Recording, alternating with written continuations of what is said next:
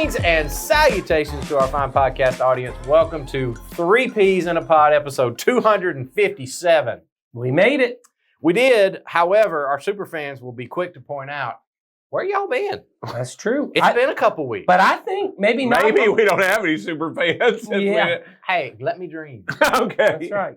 I think we said on one of our last episodes, if we didn't get no more questions, there ain't going to be no I bet somebody out there didn't believe us. we had to show y'all. Yeah. We had to show you we mean business. You know what I was Y'all. thinking while y'all were talking about super fans, because I don't think there are any. No.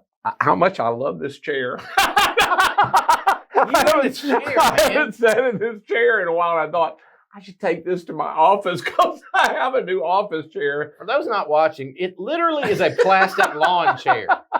It's the most rinky-dink, and Ed just loves it. I do love it. It's so much better than what I used to have to sit in this room. Well, we're so glad. We're glad for it. Why don't you just come in here and just sit I here might. every week, whether we do a podcast Well, or you not. know, unless we come in here to do this, I forget that this chair is in here. And he'll forget it when he walks out that door. Exactly. Yes. So I just wanted to inform the people, which do not consist of super fans, That's right. that we ain't filming these if y'all don't send us That's questions. right. That's right. So we didn't have any questions in the Because past I'd couple just sit weeks. here and talk about the chair. If You we- would. And that's not good for anybody. No. But this week we have a question. So are we ready for this? I am. It's a deep question. In fact, it gets really intellectual at the end. No. Well, that's Not perfect. intellectual in the question, but in the words. Whoever wrote this, you got some big words, and I applaud you for it, There you sir go. or madam. That's You true. got some big words. And you and, sent this to the right people. Sure you did. We're gonna have to tell Ed what they mean. There you will. We get my Mississippi dictionary out. Dumb it down. That's right. So here we go. Here's the question. I heard a pastor say recently that meeting Jesus was the best day of our lives, so we should always be talking about it to everyone we meet. He likened it to the way a couple talks about getting engaged and showing off the ring. I don't feel comfortable with this approach, and I do not walk around talking about Jesus all the time. Am I missing out on what I'm supposed to do, or does this insinuate the overbearing, off-putting approach that I interpret? Those are the big words, Ed.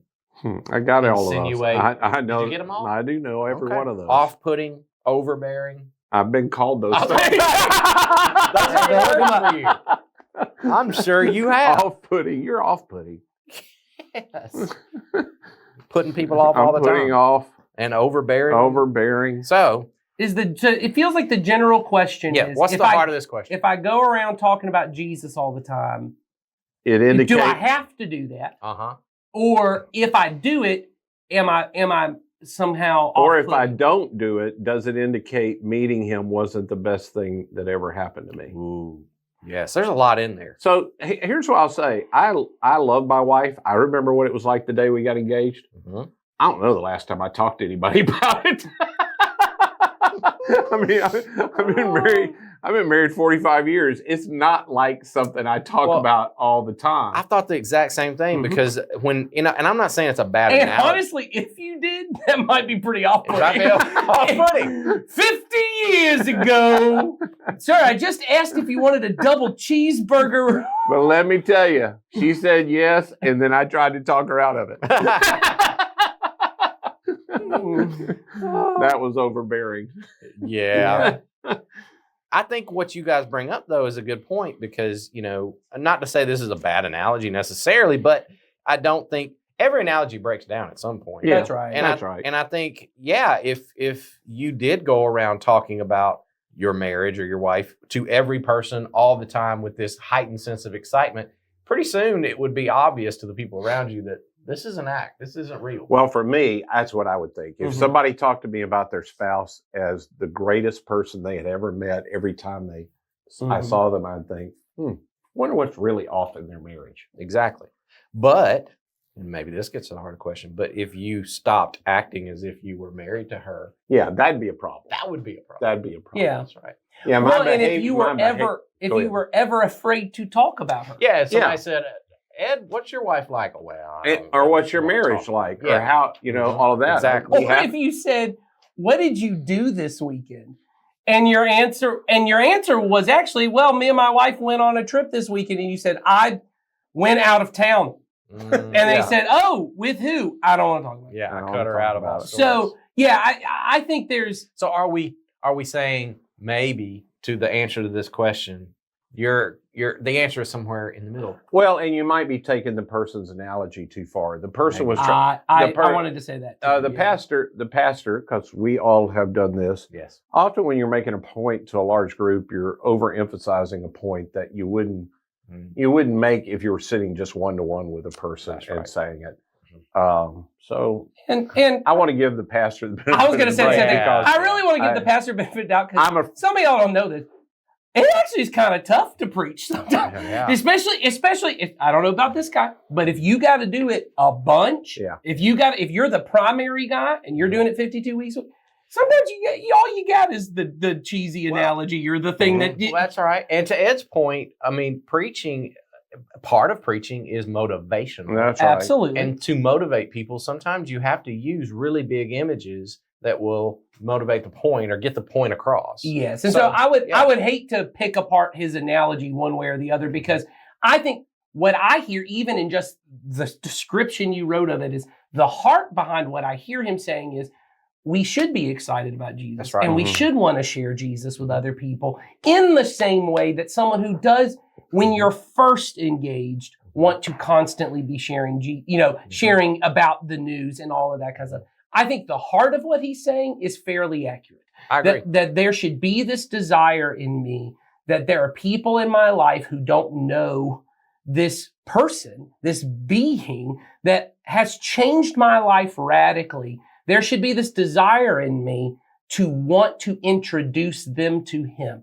Now, the question seems to be about the method about how Yeah. you go Mhm. about that. And I would agree there are right and wrong methods about, or helpful and unhelpful In methods. very much the same way that if a young, I think it's more women than, well, I don't know.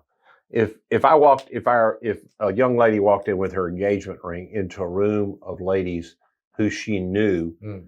had been wanting to be married for some time, Right. and she was walking around going, ah, Yes, and showing that's a them little things. overbearing and off-putting. Sure. That's right. You know, Sure. Well, and the heart behind that certainly isn't No, very it's- kind. no, it's not. It's Right. not kind at all. Mhm. So I do think there's a way about, for sure, Jesus is the most important relationship I've ever established in my life. His willingness to allow me to follow him, and the grace he has shown me through the years is the most life-changing experience that I've ever had. And I do want everyone to know about that, but I have to be careful in our world Mhm. how I make that known to people. And I don't mean Yeah. because they might do something to Mhm. me, but because it may not be conveyed in a way Yeah. that would be attractive to them. Well, I think that's true in any world because I mean, whatever we do on behalf of Jesus, in the name of Jesus, should be done in the way of Jesus. That's right. Yeah. And what you described with that analogy of the engaged girl with the ring, or the excitement level or whatever, that it can be done in a way that does not reflect the heart of who Jesus is, That's which, right. if I'm truly following him, is my desire to do. Mhm. Yeah. To do things in his way. And so, whether it comes, and you got your other extreme where some people think that the way to present Jesus to people is to be convicting or to convict them of sin. Mhm. I think of the people that we've had in our community before stand on street corners Mhm. and yell about the sins in the world and to call out people for the things they're doing wrong. And their intention is to share Jesus. Yes. And that's what they're trying to do. But, in my view, that's not the Jesus way. And That's right. it's not how he went about doing it either. But so I think what you're trying to get at by asking the question is how do I go about doing that? And it is a careful balance, because then there are Yeah. people on the other hand that they are very committed to Jesus, Mhm. yet they really don't want to ever have to bring his name up. Yeah. They want to live in the way he tells them Yeah. around other people. Mhm. And the thought is, and I've heard this all my life, actually, before I was a Christian and my parents would make me go to church, I'd hear people say, I just want my light to shine. Mhm. And then Mhm. I'll be ready to answer when somebody asks me. Mhm. The only problem is most people don't ask you. And Mhm. if they have a thought about you, they generally think, boy, that's a really good person. That's right. Mhm. Mhm. And the thought that we should not want to have happen is, I'm a really good person. Yes. Because Mhm. I know the truth. Yeah. One, I'm not that great a person, but Jesus is a great person. Mhm. And following his way has had some of his goodness show up in my life Yeah. Mhm. through his power and his work. Mhm. So occasionally I'm going to have to, not, and in ways that are appropriate, I'm going to have to give him credit for the work that is happening in my life, even at the chance of saying to people Mhm. something that might, a moment, Mhm. cause him to pause and have a new thought about me and about him. Well, and I think That's what I'm hoping. Yeah, Yeah. that's right. I think it becomes rather critical that we find ways.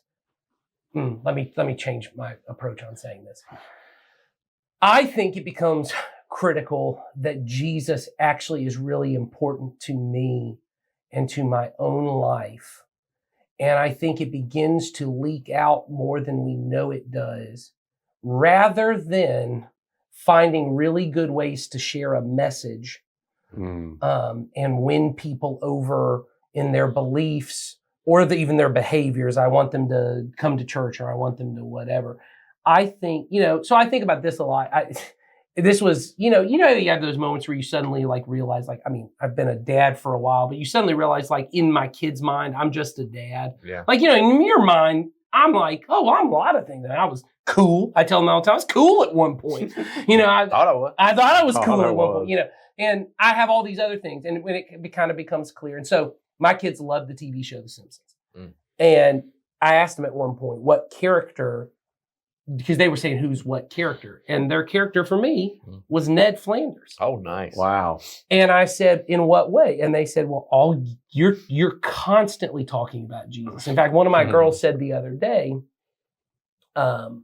they said something and they said, what should happen here? And they go, and I already know what Jesus is going to have a thing to say, but what else might I, and so what are my other what alternatives? are my other options was basically what she was asking. And I said to my wife at one point, I said, have I become, because, when I hear Ned Flanders, I think overbearing, off-putting, because that's the nature of that character. That's not how my girls necessarily, and that's what my wife said, I think Jesus your only reason, not to say I'm perfect and I do everything right. She goes, but when you think of what's a reason to do something, your first thought is, what is the way Jesus would have me do this? And when I explain that to my girls, for the sake of it not coming across as, well, I'm a really wise person, or I'm a really good person, or I'm a really smart person, I frequently say to them, now, I don't always get this right, but here's what Jesus would have us say. And because I've chosen to follow Jesus, I don't get to have a second opinion. I get to say this is his thing. So for all of that. Now, that's obviously different when it's your children and, the nature of parents and children. Even at my kids' age, I got a lot of preteens and teens now of even giving advice. That's not my relationship with the guy at the gym. So it's a different nature, but. Well, and your kids have limited cultural Christian references beyond people they know personally at church. Right. And you asked them specifically a character in the... Yeah. Ned is certainly better than almost every other character in that show. No, that's true too. They could have called you Homer. Yeah, that's right. Yeah. Or Mo. Well, that's what I was looking forward to. I was like, well, at least Homer's kind of Or fun. Barney. Or Barney. I'm the drunk guy. That's right. Yeah. So the reason I bring that up is I have become... This has been a thought that has been on my mind for a while, especially with teaching youth ministry for so long. And then a lot of what I've done the last 5 or 6 years around here has been trying to help people in what is becoming an increasingly post-Christian world. And what I mean is, I should say our country. And Georgia's behind the rest of the nation on that. But quickly, a lot of and the younger you are, so when I was more... Let me say, the less of a reference you have to anything Christian. You only know Ned Flanders, or you only know things you see in TV. You didn't go to church a lot. And so trying to help younger people understand, how do I do this with my friends? Because inviting them to church is almost always a no-go. Not because they're angry about it or they're opposed to it. They might come one time, but they're not getting hooked. So how do I do this? And what has become more convicting to me lately around this has been, in my own life, our own level of what the scriptures would call holiness. And what they mean is set apart, or as recently Steve, who's a pastor on our staff, shared a quote with me, and in it, it said, the real definition of holiness is that it's uncommon. It's not common. And how much of, even in our Christianity, what we do is we create a very common Christianity. We're like everyone else. We watch all the same things. We do all the same things. We talk all the same ways. But I've got this belief set that's different than everyone else. And this idea that maybe there needs to be something radically different, to the way Jason said, of the way I treat people, the Jesus way, the way I think about things. And even this idea that everything that I do comes from Jesus. Well, and there is a thing, that commonness, that I think, because there's been a lot of, as we become a more diverse nation, and there are other religious references for people in our world, more than at any time in my time of being a Christian in the United States, people know really good Muslim people. Right. There's a guy that's a part of our church, and his neighbor is Muslim, and he's a single older man. That's who invites him for Thanksgiving meal, is the Muslim couple. That's wonderful. And so, and they're Hindu people that are really good people, and people know that. So even the thought of, I'm going to be different in the way I treat people, treating people well, loving everyone, is not as uncommon among people who have a spiritual basis as Christians would like to think that it is. So we have to consistently, some of our uncommonness will be things like, Jesus gives me the ability to do for people who would never do for me. Right.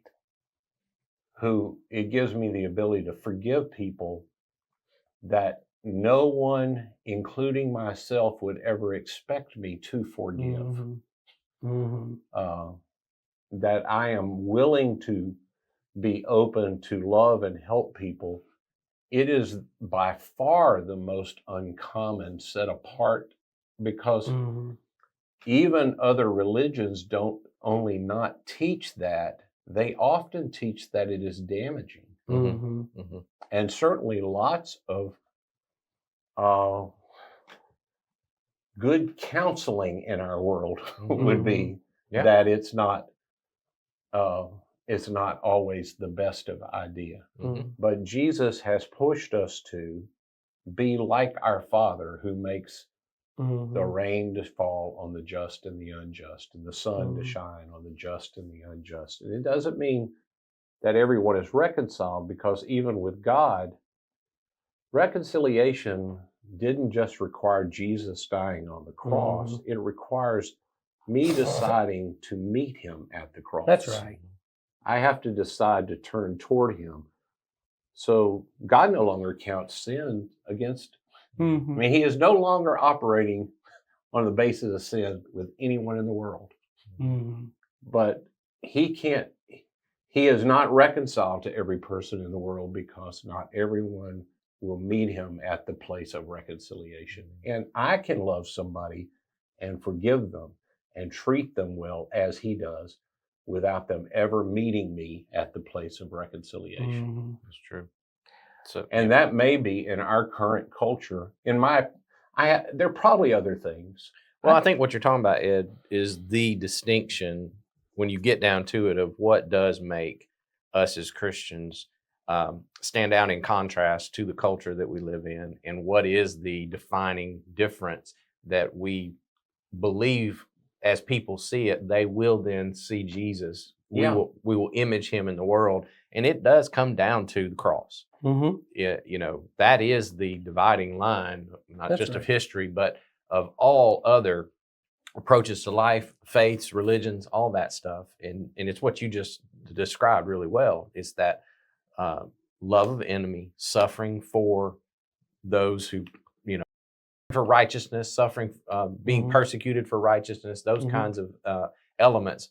That's the unique contrast. And that it Jesus has presents. always been. Always. Always. And always when will you be. notice the history of Christianity, Mhm. it's that I will die for you when you would be the one to kill me. Mhm. I will give myself. It is what we're about to teach, the way of the cross. It is the Mhm. call of the cross to us.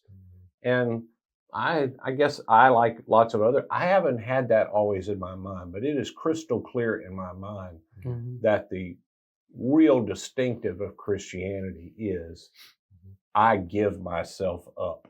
Mhm. I die to myself a little bit, that when I die physically, hopefully I have allowed Jesus to kill most of me, but the parts of me that are unholy, Mhm. that were common, Mhm. so that I can be the person he wanted me to be. Yeah. I think it takes a while. Oh, Yeah. yeah. I'm a slow dyer. Yeah. Yep. Well, and I think getting to a place, and this is not where this question necessarily went, but I think it's a part of it that I think. Have we ever had a question where we stayed on track? No. But I think it's a natural part. And so my thoughts aren't really fully formed on this. So it may take me a minute to get it. But, Jesus frequently says that the world will hate you because it hated me. Mhm. And I hear and this is not in your question, so this is not saying anything you said in your question was wrong, but there is an assumption that is behind a lot of our just natural beliefs, that is, there should be a winsome way to talk about Jesus and his kingdom, and that's the only appropriate way to talk about Jesus and his kingdom, is one that people look at and go, that's, everyone will want it. And this is not to throw off anyone else's thing, but the good news is good news for anyone, but it does not always sound good to everyone. That's right. It won't. Herod did not think it was good news. Many of the Pharisees did not think it was good news. Well, even people that stood right before Jesus The crowds didn't and always think came, it was and good news. came to him to want to find eternal life, and he would say, leave everything and follow me. Yes. That was not good news. Mm-mm. Let the dead bury the dead, you come follow me. Not good news. Mhm. And unfortunately, what has happened is Christians have taken the parts about where Jesus says they'll hate me. They'll hate you because they hated me first. And they've said, well, anytime the world hates me, that must mean I look like Jesus. Mm. And They might hate you because you're a jerk. Yeah, Yes. that's exactly right. and I think using this rubric of the cross, of that's my measuring stick, is, do they hate me because I look too much like the cross? Do they hate me because I look too much like Jesus? Or do they hate me because I'm doing things in the name of Jesus? Right? So there's all of that, and we've talked about that. But I do think there is a thing in many of us, and the reason that we get nervous about whether you call it evangelism or whether you call it sharing Jesus with other people, there's this fear of, I don't want people to think less of me. And I don't want to do it in a way, which is good. I don't want to do it in a way that pushes people away from Jesus, but I could do it in the way of Jesus. And by accurately conveying what the gospel is and what his kingdom is like and what it requires to be a part of his kingdom, and people hear that and they say, that's offensive to me. Yeah. That upsets me. Well, that's what Paul said. He said it is a stumbling block to those who are Yes. perishing. That's Yes. right. And what that means is, I think about the example of the thieves on the cross or on the other side of Jesus. He looked at Jesus and saw the way of the cross Mhm. and said, why don't you come down and do it differently? Mhm. Because for him to live in a world where, suffering love for enemies is the way to go, it Yeah. is the way to victory, was offensive to him. He didn't want that. Right. That's right. And so he said, you need to do this a different way. And that's what you're talking about, Nathan, is mhm. that's when the cross becomes offensive to others. And it's why Herod and That's the right. Pharisees and those in power looked at Jesus's way and said, if that's the way you're going, this offends us because it threatens our kingdom. Yeah. And even the idea, I think, that we have of, and once again, these are in my head, and these are things I've even said before and like taught students Mhm. before of like, when people know that you're a Christian, they should be so excited because you're going to make their life better, all these things. And then I started might. thinking, your neighbors may not be happy to have a Christian next door, because if you really started saying, hey, I'm gonna do for the homeless what Jesus Yeah. also caused me to do. Mhm. I mean, I just know we've just even had this here. In our county, the struggle to do what might be proper for home, to house homeless people, your neighbors may look at a church try and say, hey, we want this to happen, and Mhm. say, you're ruining our property values. Yep. And it is bad news that this church is That's right. nearby. Well, in our county, there is no place anymore that property values allow for any kind of development of the homeless. That's the honest Right. truth. And that's what I mean. Yeah. And if a church really They- said, we're going to make Mhm. this a thing because this is what Jesus told us to do, Yep. or we're going to go after this, or if we said, we're going to be merciful to the kind of people and pick either political side that you don't like or someone's crime that they've committed, and we say, we're going to be a merciful place for those people to find family and to find restoration. Other people may look and go, you're actually doing a wicked thing. Well, yeah, it's what the churches in our country now that are choosing to house immigrants. Okay, Right. good. Yeah, that's a good That's example. a perfect Yeah. example of that. And there's a segment of our population that does not find that to be good No, news, that's right. although it's good news for the immigrant. Well, Sure. it's- And so you have to look and say, So yeah, and that's why the kingdom has to be bigger than just the moment I met Jesus. Mhm. To use the statement of the thing, and I get the idea of like, because once again, that's because when the first thing I heard when the statement was, and not to pick apart the analogy, we already said that, but when this person said the moment you met Jesus should be the greatest day of your life, that is probably true for many people who have very dramatic conversion moments where I felt like God didn't love me and God wasn't interested in my life, where I'd blown up my life and suddenly I saw Jesus can save me from this, and that radically. That is not my story. I don't remember when I met Jesus. it's also not the story for people who met Jesus and because of their choosing Him, there were people in their life that they loved that did not find that to That's be right. a Right. good thing, and what Jesus said came true. There are times when He causes not peace between people, but a Yeah, sword. division, Yeah, a sword, a division. So for those people choosing Jesus, yes, I can agree with you. Was the greatest thing they could have ever done because He is the way, He is the truth, and the life. Yes. But for their outward relational world, or maybe even their financial world, That's right. it was not Yes. good news for that. Mhm. That's right. So And that's Yeah. my point in bringing it up is I totally agree with the heart of the question of I don't want to be overbearing. I agree. that's right. The off-putting part was the only part that I kind of hold on is I also don't want to be off-putting for the wrong reasons. That's right. But there may be times. One of my daughters says to me, at one point, she just said, "It must be really hard for you to be a pastor." I said, "I love being a pastor. It's one of the greatest joys in my life." And she said, "Yeah, but I know there are a lot of people who get upset about stuff that you say." And I said, it has never been hard for me when a person gets upset about something Jesus says. I That's said, right. I have had times where I have said things Mhm. that Jesus did not say, and it hurt someone or it wronged somebody. Those I feel tremendous amounts of guilt over. But it is, and I said this to I think I said to my wife the other day, I said, once it becomes clear to me, and I don't mean this as some like great sign of faith, I'm like, once it becomes clear to me, this is what Jesus says, or this is what the kingdom is. And I probably because of people who invested in me when I was young, and I just truly believed them when they said Jesus is right about everything. And I know someone's not going to want me to say this, and I know this is not, but this looks and smells and feels so much like Jesus. It doesn't, even if it's off-putting to someone and it makes them think less of me in some way, that doesn't strike me as I don't want to say scary because it's always scary to say things people don't like. Well, I'll say this. I've been in this situation a long time where I've had to make decisions that are unpopular.